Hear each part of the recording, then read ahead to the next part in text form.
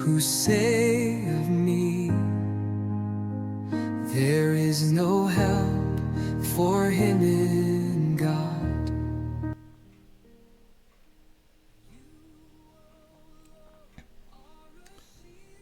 Welcome sa ating topic sa oras na ito, God's Choice, One Gospel for All. In Acts chapter 15, beginning verse 1 to 19. Medyo mahaba-habang verses o mahaba-habang verse ang ating tatalakayin nun, but we will be quick at gusto natin matapos ng mas maayos. And samahan tayo ng ating Panginoon. Of course, there are lessons, powerful lessons and context as well and setting kung bakit na isulat. I mean, kung bakit ganito ang mababasa natin sa sulat sa aklat ng mga gawa. But first of all, basahin muna natin ang kanyang gospel beginning verse 1. Of course, ang nakalagay dito, certain people came down from Judea to Antioch, were teaching the believers, unless you are circumcised according to the custom taught by Moses, you cannot be saved. So, mayroon ditong pagtitipon sa lugar ng Antioch and mayroon nire-raise up na arguments dito or isang problema na kung saan iniharap nila at ang pinakadahilan ay yung circumcision na sinasabi ngayon nila. So itong issue na ito ng circumcision ay napaka-divisive nito at napaka-fierce nito at ibig sabihin na hindi ito basta-bastang pagsubok because it hit to the core ng kanilang problem at the time na mabigat yung contention or labanan sa portion na ito between grace and salvation at between works, ritual and between versus faith na sinasabi. So ito yung ating bibigyan ng paliwanag dito because nasolve ba nila ang problemang ito at paano nila sinolve itong problema na ito, paano, and hopefully mayroon tayong matutunan na mga bagay-bagay na kung saan ay matatagpuan natin beginning verse 1 to 19 of chapter 15 ng aklat ng mga gawa. Now doon sa verse 2, and this brought Paul and Barnabas into sharp dispute and debate with them. So Paul and Barnabas were appointed along with some of the other believers to go up to Jerusalem to see the apostles and elders about this question. Itong portion na ito ng verse 2 ay napakahalaga na instead of division, instead na medyo ma-out of line yung dispute nila, and then may consultation na nangyari, hindi lang isa kundi may consultation. It is a unity approach ng mga apostles and elders na binabanggit dito ay may patungkol sa Jerusalem at saka yung elders na sinasabi and kanilang ipinaabot ang ganitong question. Now, the church sent them on their way and they have traveled through Phoenicia and Samaria, and they told how the Gentiles had been converted. This news made all the believers very glad. At mapapansin natin dito na mayroon report dahil sangkot dito ang mga Gentiles, hintil sa Tagalog, non-covenant people ang ibig sabihin, the covenant people of God, which is yung chosen race, at yun ang Israel, yung mga Hudyo, and then the non-covenant people ay tinatawag na hintil. And then dito ay mayroon magandang report. So mayroon work ang God, mayroon ginawa ang Lord, at ito yung report nila based on facts na sinasabi kung sila ba ay nakatanggap ng grasya ng kaligtasan or mayroong kailangan na i-impose sa kanila. And in this case, yung arguments na kung saan ay malaliman at mainitang debate ay yung circumcision na i-apply sa kanila. And then dahil dito sa balita na ito na nag-travel, it means ito ang pinaka-support evidence doon sa case na kung saan kanilang tinatakal at that time. So napakaganda ng palitan ng katotohanan o palitan ng kuro-kuro na sinasabi. Okay, so mahirap yung nag-i-speculate, but then dito kasangkot ang ating Panginoon in a way, and then ang mga apostles ay dinidepensahan nila ang ebanghelyo, ang validity ng salvation, at yung mga nagdala naman nung issue ng circumcision ay ito ay mga grupo that belonging to the Pharisees, at doon ay kanilang ina-advocate at sila ay practitioner ng circumcision, handed down from Moses time. At ito ay mayroon background ang circumcision na ito. At ang ibig sabihin, by the way, bago natin tuloy yung pinaka-scripture, ang circumcision is a sign of covenant. It's a ritual na pinaumpisahan ni from the time of Abraham, Genesis chapter 17, na kung saan ay ito ay covenant, at ito ay ritual or physical na kung saan isinasagawa upang ipakita yung palatandaan ng covenant. And then from then on, ang circumcision na ito ay ipinatupad sa lahat ng mga male, including yung mga alipin o mga katulong na kung saan ay nanggaling sa ibang lugar. Once you become involved in that household during that time, and then you are to perform circumcision. Na ang ibig sabihin nito, sila ay may kasunduan, covenant sa ating Panginoon. At ito ay nagiging isang social symbol or status, an identification as well kung ikaw ay circumcised. And then it also mean ng iyong belongingness sa isang grupo na kung saan ay at the time ay ang pinaka-pride ay we have Yahweh, we have God, we have a God who has a covenant with us. So we belong to a covenant people of God. So at least nakita natin kung anong ibig sabihin ng circumcision during that time. Of course, in our time today, nandoon din yung pinaka-meaning nito, something to do with cleanliness and everything. But even until now, ay may nagpa-practice pa rin ito na kung saan ay may kinalaman sa kanilang identity, spiritual identity, at yung cultural na practice or practice na kung saan ay nandoon kinagisnan. Alright. So dahil dyan, tumungo tayo sa verse 4.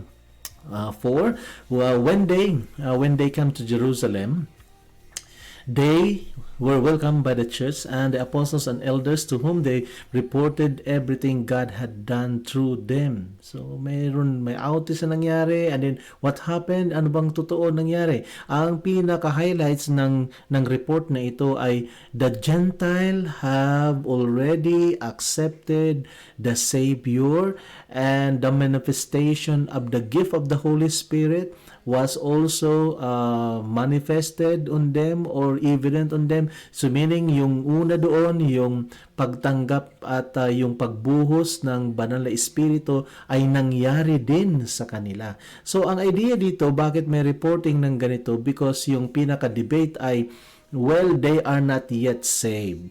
May nag-outage na, pero ang sinasabi ng opposer at saka yung nag-i-impose noong circumcision, kung gusto nilang ma-save sila, if they want to be saved, they need to be circumcised according to the law.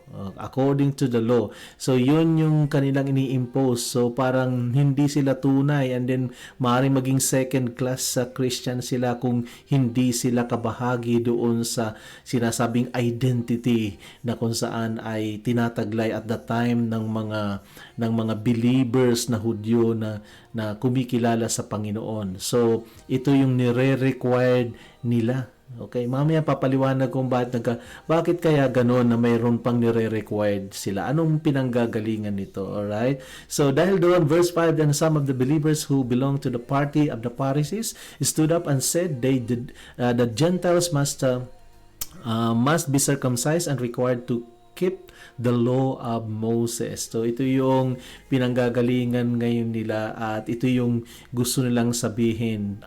Kung sila'y naniniwala, and itong mga taong ito ay they belong to the party of the Pharisees, at nanindigan sila, they stood up, and then the Gentile must be circumcised, required to keep the law of Moses. So ito yung premise, to keep the law of Moses na sinasabi. And then ang question doon is, valid ba itong argument na ito? na mayroon, totoo naman na ito ay law of Moses, at totoo naman na ito pinapractice nila for how many hundreds of years, hanggang sa time ni Jesus Christ. And they are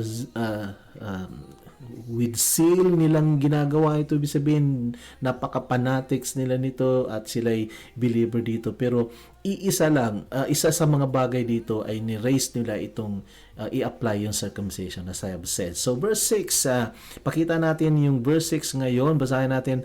The apostles and the elder met to consider this question. So isang katanungan yan, dapat ba o hindi dapat, yun ang ibig sabihin. And verse 7, after much discussion, Peter got up and addressed them. Brothers, you know that sometimes ago God made a choice among you that the Gentiles might hear from my lips the message of the gospel and believe. So dito ngayon pumapasok yung paglalapat na ng problema. So after na nag-stood up yung group from the Pharisees, and then this time Peter got up and also defended the argument na kung saan ay pinapaliwanag na ito ay naka-prophesied na, ito ay revealed na long ago. Sabi niya ganyan, sometime ago, God made a choice. Ang word doon ay God made a choice. So, it was God's choice. It was God's decision. So, what happened sa decision na ito ng God, na they will be included in the covenant, or they will receive salvation, and not because kailangan silang padaanin doon sa requirements of the law, which is the circumcision, kundi ang nangyari na kung saan bumuhos ang Holy Spirit as a sign as they are saved, it's because na sila ay tinanggap ng Diyos not based on ritual or not by practicing the ritual, but by having faith.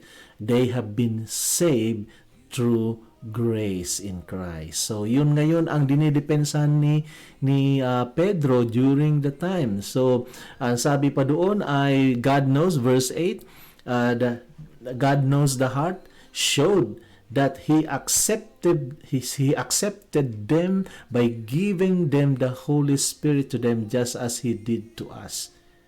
Ito yung pinakasagot na ito. Tinanggap nila ang Holy Spirit, na-receive nila ang Holy Spirit, kagaya ng pagtanggap natin, yung nangyari sa atin, sa kanila din ay dumating.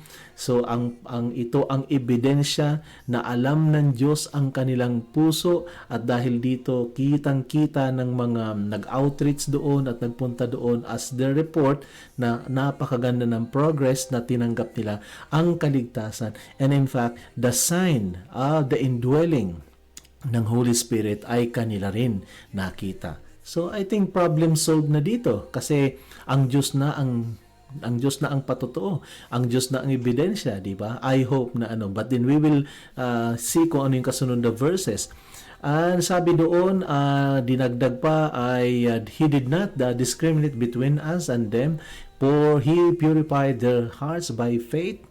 Verse 10, and now then why do you try to test God by putting on the necks of Gentiles a yoke that neither we or our ancestors had been able to bear? Yun na, yung pag-i-expose na nung problem, no? And sinasabi na ang God na nagpupurify ng heart, alam ng Diyos ang heart, dinesign na ito ng Lord, and then ito ngayon yung pinaka counter argument na bakit kailangan natin subukin ang Diyos, testingin ang Diyos para bagang tingnan ko nga Lord kung talagang niligtas mo na sila, tingnan ko kung tatanggapin nila itong rules or law from Moses. And then nga naman parang ang mangyayari ngayon ay ang approval ay yung turo ng tao, yung imposition na gusto ng tao na i-impose ang isang burden o yoke na sinasabi o bigat para lang lumabas na sila ay ligtas na. Kaya yun ang sinasabi dito na itong yoke na ito or burden na ito ay neither we or our ancestors had been able to bear. So ito pala ay napakabigat na pasanin na kung saan hindi ito na perfect, hindi ito na isakatuparan ng maayos, even yung mga nauna nilang ninuno ancestors during that time. And so, verse 11, and we believe it is through the grace of our Lord Jesus that we are saved just as they are. Ang ganda nito, just to cement the argument ngayon, sila ay sabi ng ganun ay naniniwala kami na sa pamamagitan ng grasya ng ating Panginoong Hesus sila or we o tayo ay naligtas kagaya din nila, just as they are. The whole assembly becomes silent as they listened to Barnabas and Paul telling about the signs and wonders God had done among the Gentiles through them. So ito yung patotoo. Where is the evidence now? Well, they had been, they're the recipient of God's wonders and miracles being performed in the midst of them. At ito ay malaking patunay during that time. So they should be convinced na hindi si Lord nagtatangi, kumilos din ang ating Panginoon. That's the word, kumilos ang Lord sa kanilang kalagitnaan. And since sila ay mga tunay naman na lingkod ng Diyos, ay hindi sila magsisinungaling na sila ay nakakita noong mga ginawa ng Diyos sa kalagitnaan nung mga hintil na yun during that time. So mayroon taong tumatayo to testify na totoo yung manifestation o kaganapan at ang lahat ng ito ay signs and wonders na sinasabi. So yung signs and wonders ay isang mabigat na palatandaan during the time do sa mga early Christian to prove kung ang Panginoon at ang Banal na Espiritu ay kumikilos sa kanilang kalagitnaan. Like the apostles, the first time ay mayroon mga signs and wonders being performed through them, attesting na sila ay mga lingkod ng ating Panginoon. And to attest also na sila ay sinasamahan ng Banal na Espiritu ng Lord. Okay, verse 13. Let's very quick on this one. And when they finished, James spoke up, brothers, he said, listen to me. Simon has described to us how God first intervened to choose a people for His name from the Gentiles. Okay, so dito ay pinatutunayan na ang Diyos ang pumipili, may mga pinipili dahil ang Diyos ang tumatawag. Okay? And then may mga tinawag ang Diyos, sabi ni Simon and sabi ni James rather, na may pinili na ang Diyos sa mga hintil. So yung idea ng pagpili hindi lang exclusive na sa isang grupo, kundi ito ay umaabot na doon sa mga ungodly people or ungodly nations, at ito yung Gentile believers or Gentile nation na inabot na ng gospel. Now, the words of the prophets are in agreement with this, as it is written, after this I will return and rebuild David's fallen tent. Its ruin I will rebuild and I will restore it. Dito ngayon ay yung nasusolve na yung problema na kung saan ay pinagtitibay ng scripture. It should be na ang paglutas ng mga suliranin and conflict inside the community or inside the church ay ang pinaka-foundation dapat, at pagmumulan ay ang kasagutan mula mismo sa scripture. Of course, kung yan ay mula sa scripture, pangalawang bagay na dapat at hindi natin dapat kalimutan na dapat ito ay tamang interpretation. And then on the question ay sino magsasabi kung sino ang tama ang interpretation?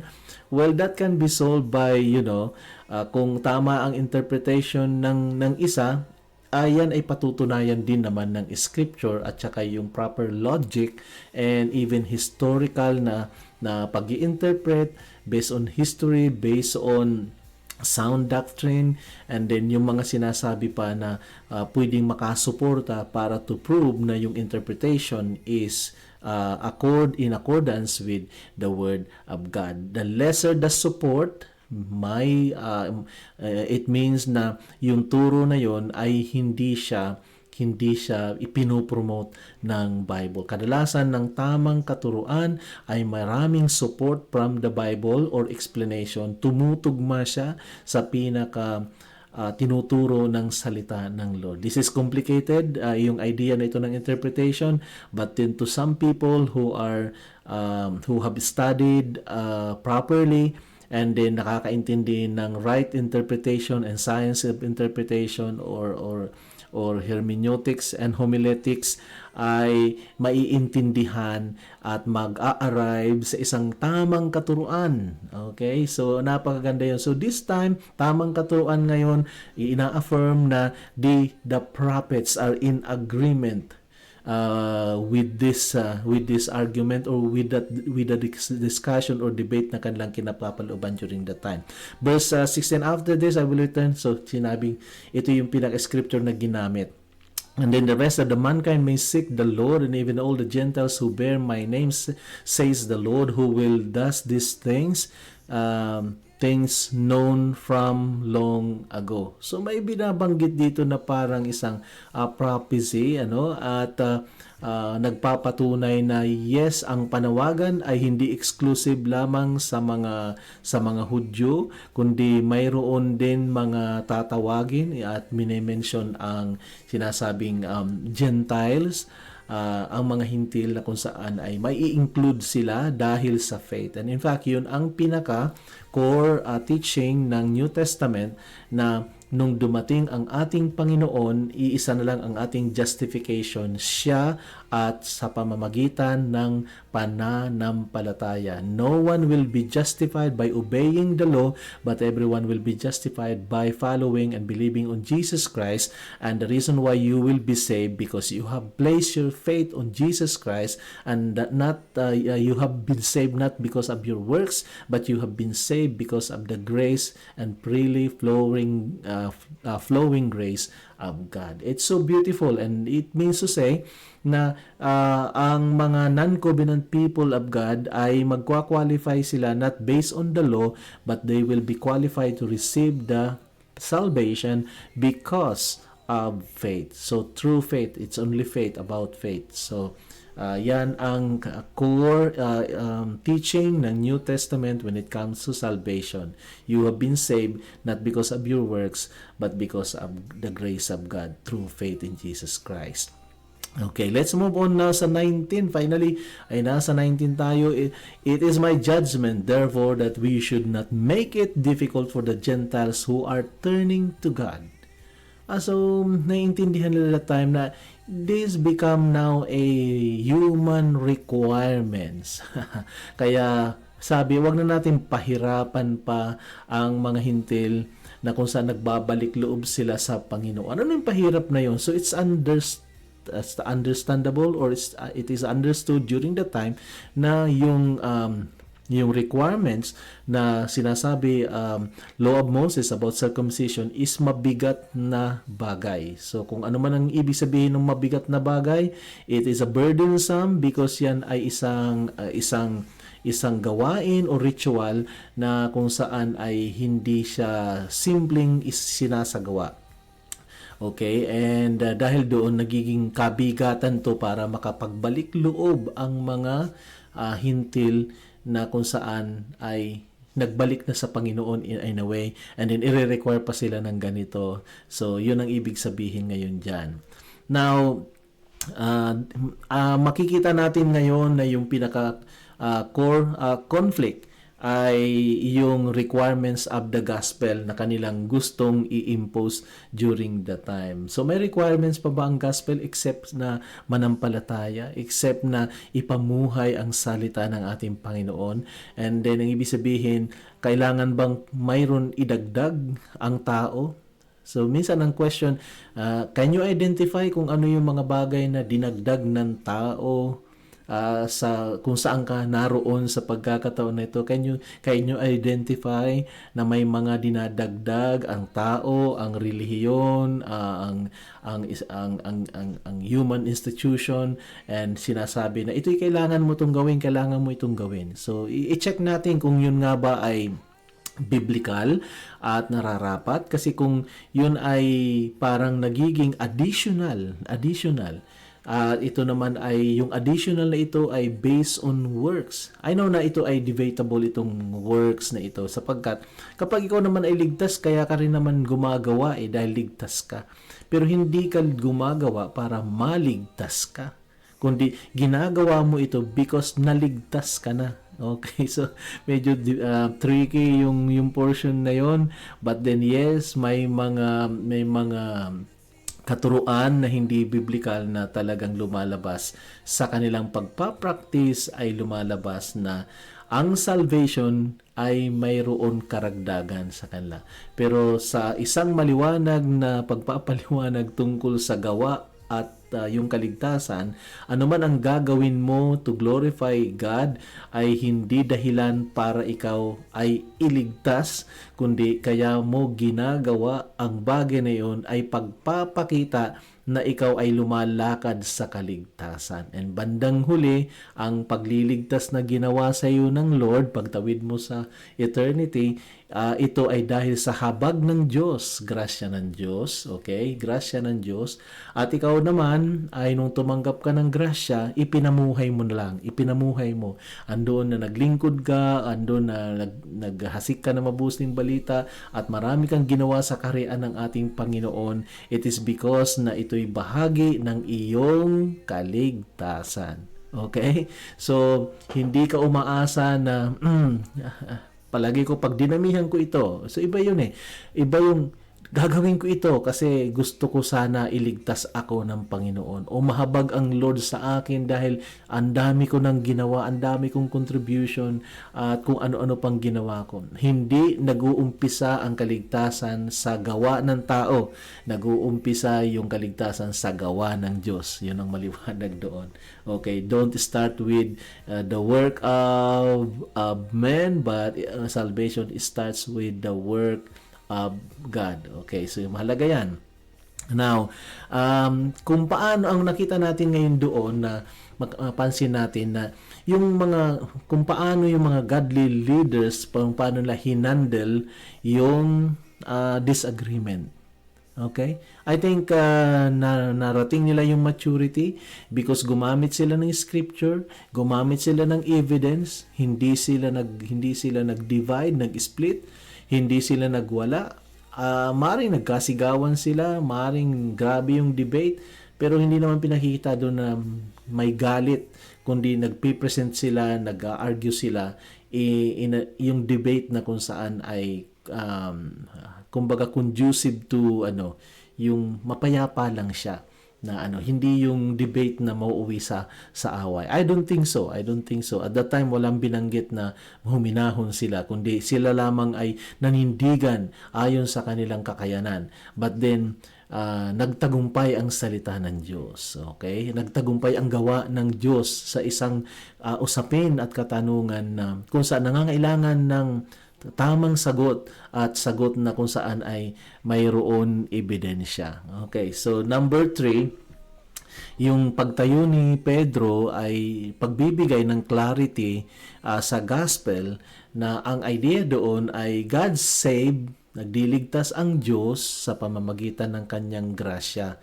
hindi sa paglalagay ng burden para marating ang kaligtasan. Okay? So, ang kasunod nito ay yung evidence ng God's work, ay yung testimony na nagko-confirm ng katotohanan, because napansin natin doon na yung report na kung saan sinabi ni James, okay, and report at even si Pablo at saka sila Barnabas ay nagpapakita ng kanilang report na ito yung kitang-kita na ebidensya kung bakit ang mga taong iyon ay tunay na tumanggap ng kaligtasan. Beside, ang kanilang hinatid ay gospel, na tumanggap sila, and then the evidence ay nakita nila. Okay?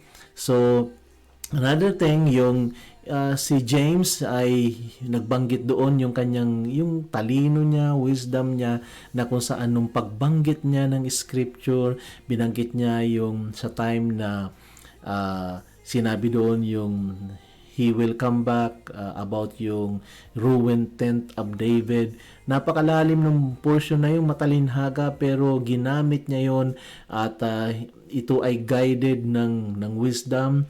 Yung scripture na yon ay guided siya ng yung guided ng unity rin, na kung saan napag-connect niya yung nangyayari at the time, na kung saan naiintindihan nila because sila naman ay maalam sa scripture during the time, and then nirecall lang niya na wait, mayroon gagawin ang Lord, hindi lang sa exclusive sa mga Hudyo, kundi mayroon pa na extension na gagawin ang Lord, hindi lang para doon sa iisang kultura. Okay, so yun si James ngayon yun. Kaya napakaganda. At dito ngayon ay papasok yung almost mga 4 o 5 na mga lessons na kung saan ay ini-emphasize noong ating binasa from Acts 15:1 to 19. At ito yung sinasabi na kung saan ay ang lesson dito, dapat bantayan yung gospel against yung sinasabing Jesus plus. Okay? So you need Jesus plus.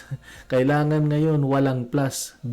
Only Jesus, only through faith, only through Jesus, and only through His grace. So wala na yung Jesus plus. Okay? Ang ibig sabihin to, magbigay tayo ng sample ng Jesus plus. Maraming ganyan. May kakilala tayong mga ganyan na kung gusto mo maligtas, dapat ganito ang gagawin mo.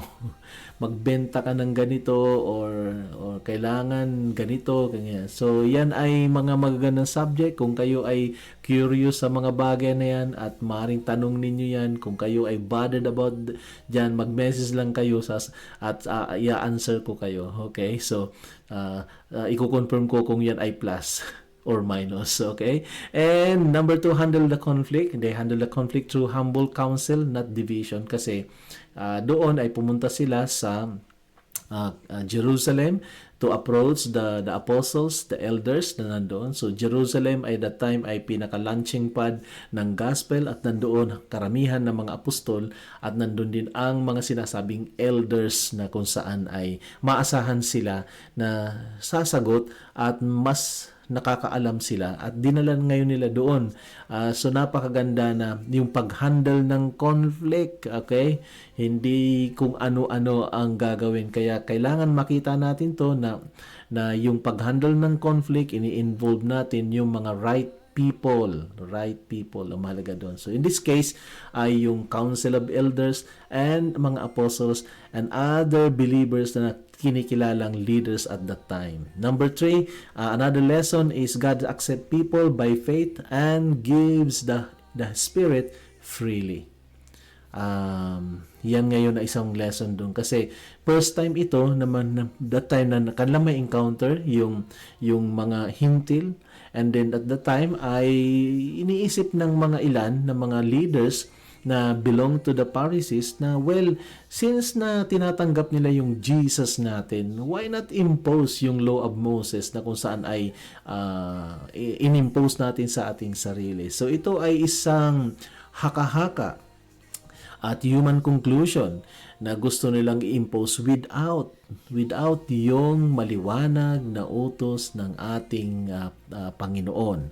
Kaya yun ang ibig sabihin na ang Lord tinatanggap niya lahat dahil sa pananampalataya, at kanyang ibinibigay ng libre ang banal na Espiritu. Okay? And don't load new believers with burdens God didn't require. Importante yon na wag lagyan ng mga kabigatan o bigat ang mga bagong mananampalataya na kung saan hindi naman nire-require ng ating Panginoon. So yan, ang panglima ngayon ay kumbaga ay you let the scripture guide the decision for unity and mission. So sa pagsusolve, maging guide ang scripture especially. Yan ang importante na lesson na matutunan natin that time. At ginamit nila. Okay, so there you are. 5 lesson na mapapansin ngayon natin doon. At napakaganda na naintindihan natin itong portion na ito na kung saan kinapapalooban na naman ng gospel ng ating Panginoon na i-preach doon sa mga hindi pa nakakatanggap, and by God's grace tinanggap nila and natupad ang kaligtasan sa kanila. So I hope na nakita natin na ang pangangaral ng mabuting balita at yung pagpasok o yung propagation ng gospel ay hindi siya ganun kadali. We emphasize na mayroon mga opposition, may mga obstacles, may nakakahadlang na mga katuruan, mga kung saan ay kinagisnan, kaugalian, mga kasabihan na maaring hadlang sa pananampalataya o sa turo ng ebanghelyo. Actually, kapag sa ating panahon, may sinasabing swerte. Okay, may knock on wood. Kung ano-ano pang ginagawa ng tao para ma-achieve nila yung magandang result somehow. At nagkukubli dun sa idea na yes, we believe in good karma and good and bad karma, mga ganyan. But then may mga sagot 'yan. May mga sagot 'yan na bago pa man na imbento ang mga bagay na 'yan, ang Lord talaga binibless niya yung gawang matuwid. Okay, yung gawang matuwid, pusong matuwid, may blessing talaga. And noon pa man, bago nauso ang mga salita at nauso ang mga katuruan, na nakadesign na ang creation na kung saan na mayroon mga sinasabing mga batas or laws na nandyan, na embedded na yan. Kaya kapag tayo ay minamahal natin ang kalikasan, gumagawa tayo ng mabuti, mayroon good result pabalik sa atin. More or less ay yun ang direction, good result. I'm not saying na all the time, kasi may mga taong gumagawa sa kaharian ng Lord pero kumisan ang kapalit ay hindi maganda. Okay, minsan ay persecution. So, ibang usapan yan. But then, kahit sa gitna ng persecution, kapag gumawa ka ng matuwid o mabuti, syempre mag-aani ka rin talaga. Kung hindi man sa buhay na ito, ay sa buhay na darating. Yan ang garantiya ng ating Panginoon. So, ang ating swerte o blessing or good karma o ano man tawag natin, nakadepende yan doon sa may control ng lahat ng bagay. Walang iba kundi ang ating Panginoon. So wala na tayong hahanapin pa at paglalagyan ng ating paniniwala. Isa lang, Jesus lang. Sapagkat kung siya ang may hawak, siya ang may control, wala nang additional pa na knock on wood o kung ano man ang ibig sabihin yan. But then, para sa akin, hindi ko pinapractice yan sapagkat masasabi ko, alam ng Diyos kung paano ko ingatan, alam ng Diyos kung paano niya ko pangalagaan.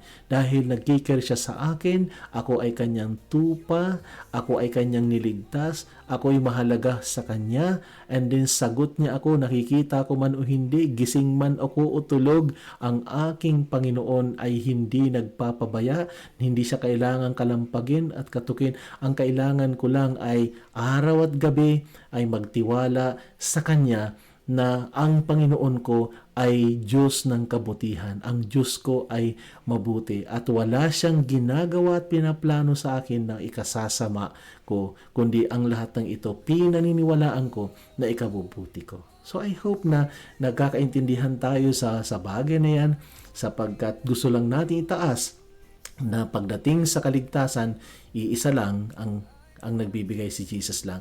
Pagdating sa ating blessing, wala nang idadagdag na kung sinong Pilato o sinong tao, si Jesus lang ang ating source ng ating mga blessing. Si Jesus lang, sapat na. God bless you all and thank you for listening. And kung may question kayo, pwede kayong mag-message. Kung gusto nyo mag-affirm, mag-type lang kayo ng amen dyan or anything na nagpapasalamat kayo sa ating Panginoon, pwede nyo i-message dyan nang sa ganun ay mabasa ko and makapag-react ako. Sa inyong lahat, God bless you all. See you next time.